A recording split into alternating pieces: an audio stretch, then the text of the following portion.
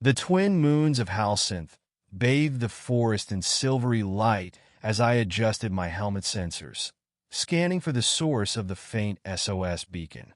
This part of the planet was designated as uninhabited, yet the distress signal was unmistakable. My ship's AI suggested it could be a faulty device or some long-abandoned tech, but something about it felt alive. I moved cautiously through the dense underbrush, my boots crunching over bioluminescent moss. Then, through the haze of the forest, I saw it, a figure small and frail, stumbling toward me. He was unlike anything I'd ever seen. His skin shimmered like liquid mercury, reflecting the moonlight. His limbs were long and wiry, but they moved with a clumsiness that betrayed exhaustion. His wide, luminescent eyes were locked on me, shimmering with a desperate intensity. He stumbled again, falling to his knees, a pained cry escaping his throat.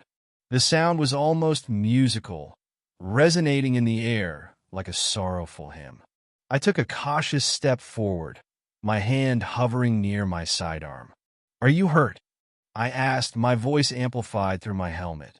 His head snapped up, and he emitted a series of trills and clicks, followed by a warbled approximation of my words. "Hurt, yes. Help, please." I crouched, holding out a hand. He flinched, but didn't retreat. "I won't hurt you," I said softly. He stared at me for a moment, then slowly extended one of his delicate hands, placing it in mine.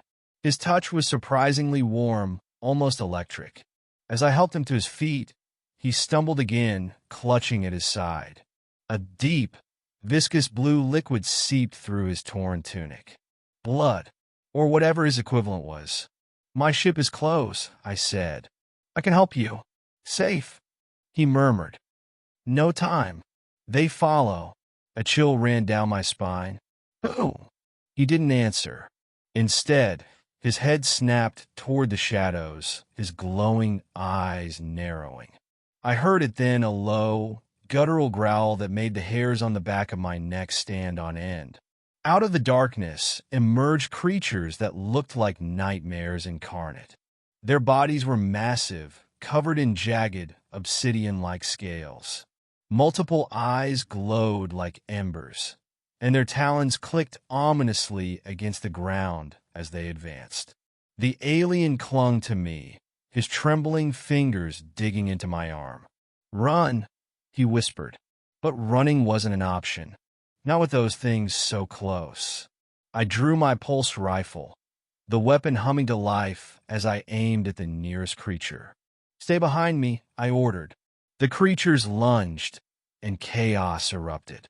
My rifle's blast lit up the forest, striking the creatures with bursts of energy, but they were fast, too fast. One of them darted past me, its talons aiming for the alien. "No!" I shouted, swinging the rifle like a club. The impact knocked the creature back, but not before its claws raked across my shoulder, slicing through the armor. Pain flared, but adrenaline kept me moving. The alien suddenly raised his hand, and a blinding pulse of light shot from his palm, striking the creatures. They shrieked, their forms distorting before they dissolved into ash. I stared at him, panting. "You could have done that the whole time?" He swayed, collapsing against me. "Not enough strength. Almost too late." I realized then how fragile he truly was. Whatever energy he had left, he'd spent it saving both of us. We made it to my ship just as dawn broke over the horizon. Once inside, I stabilized his wounds and laid him on a medical cot. His breathing was shallow, but steady. As I monitored his vitals, he reached out, his hand brushing against mine. "Name?" "Eryx," he said weakly. "I'm Commander Dane," I replied. He managed a faint smile. "Grateful. Dane, my people will remember." Before I could ask what he meant, his eyes fluttered shut, and he drifted into a deep sleep. Later, as I analyzed the data from my helmet scanner, I discovered something chilling. The creatures that had pursued Eryx were part of a species classified as extinct, eradicated millennia ago during the First Galactic War. But now they were back, and Eryx's people, whoever they were, had been fighting them alone. I glanced at the alien, still unconscious but alive. His arrival wasn't just a random encounter. It was a warning. The war wasn't over.